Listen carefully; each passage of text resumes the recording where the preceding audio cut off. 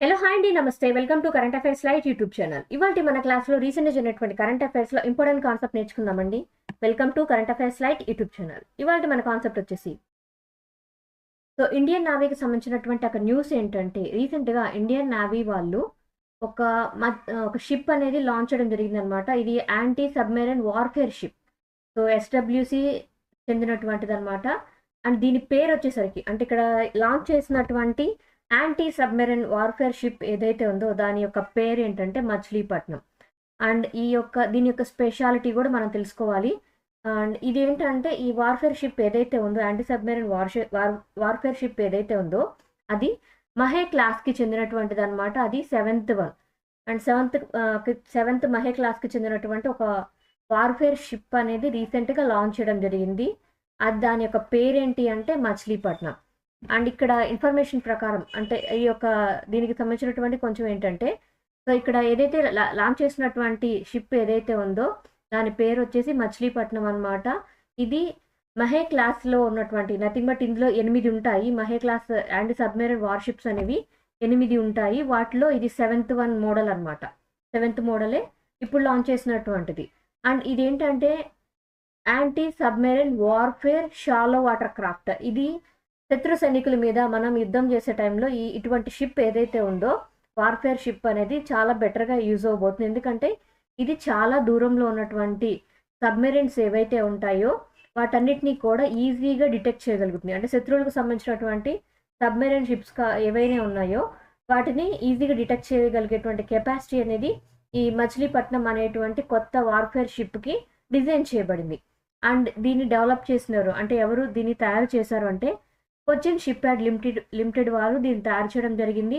And ఇది ప్రత్యేకంగా మన ఇండియన్ నావీ కోసం ఏర్పాటు చేసినటువంటి ఒక ప్రాజెక్ట్ అనమాట. అంటే ఇది యాంటీ సబ్మెరైన్ వార్ఫేర్ షిప్ ప్రాజెక్ట్గా తీసుకొని కొచ్చిన్ షిప్ యార్డ్ లిమిటెడ్ వారు ఇండియన్ నావీ కోసం నిర్మించి ఇవ్వడం జరిగిందనమాట. అండ్ దీని యొక్క ప్రత్యేకత ఏంటంటే దీనిలో 80% వరకు కూడా మొత్తం మన ఇండిజినియస్గానే డెవలప్ చేయడం జరిగింది. అంటే దీనికి కావాల్సినటువంటి అన్ని డిజైనింగ్స్ కావచ్చు, మోడల్ కావచ్చు, దానికి కావాల్సినటువంటి షిప్ నిర్మించడానికి అవసరమైనటువంటి ముడిసరికి ఏదైతే ఉందో అదంతా కూడా మన దేశీయ ఉత్పత్తులతోటి దీన్ని తయారు చేశారనమాట. ఎందుకంటే మనం తీసుకున్నటువంటి ఒక ప్రమోషన్ నథింగ్ బట్ ఏంటంటే ఆత్మ నిర్భర్ భారత్ అనేటువంటి దాన్ని దృష్టిలో ఉంచుకొని మన దేశానికి అవసరమైనటువంటి ప్రతి నాలెడ్జ్ని, టెక్నాలజీని మనంతటా మనమే తయారు చేసుకోవాలి అనేటువంటిది మనం తయారు చేస్తున్నాము ప్రతి ఒక్క విషయంలో. ఇప్పుడు ఇక్కడ డిఫెన్స్ టెక్నాలజీకి అవసరమైనటువంటి ఒక వార్ఫేర్ షిప్ ఏదైతే ఉందో అది మన దేశంలో ఉన్నటువంటి కొచ్చిన్ షిప్ యార్డ్ లిమిటెడ్ వారి సహాయంతో ఇండియన్ నేవీకి తయారు చేసి ఇవ్వబడింది. అండ్ ఇక్కడ తీసుకున్నటువంటి యాంటీ వార్ఫేర్ షిప్ ఏదైతే ఉందో దీనిలో ఉన్నటువంటి స్పెషాలిటీస్ ఏంటంటే అండర్ వాటర్ సర్వేలెన్స్ అనేది దీనిలో డిజైన్ చేయబడింది. ఎందుకంటే దీని ద్వారా ఏంటంటే మనకి సబ్మెరైన్స్తో ఎవరైనా శత్రువులు గనక అటాక్ చేస్తుంటే వేరే దేశాల నుంచి శత్రువులు సైనికులు గనక ఒక సబ్మెరైన్ ద్వారా గనక మన దేశం యొక్క నేవీ మీద దాడి చేస్తున్న పరిస్థితులు ఉంటే దాన్ని ఈజీగా డిటెక్ట్ చేయగలుగుతుంది అనమాట. అండర్ వాటర్ సర్వేలెన్స్ అనేది ఉంది.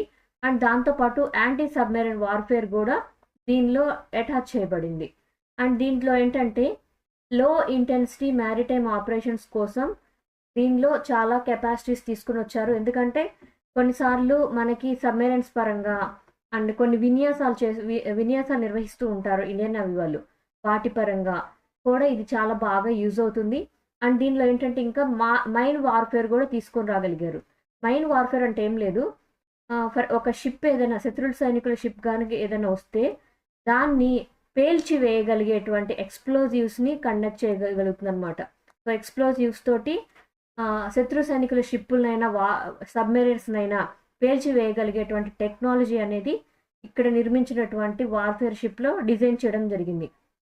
అండ్ ఇది ఎందుకోసం అంటే మన ఇండియన్ నేవీ యొక్క కోస్టల్ డిఫెన్స్ కోసం, మన నేవీ రక్షణ తీరంలో ఉన్నటువంటి తీర రక్షణ ప్రాంతంలో రక్షణ కోసం, డిఫెన్స్ కోసం దీన్ని ఏర్పాటు చేశారు.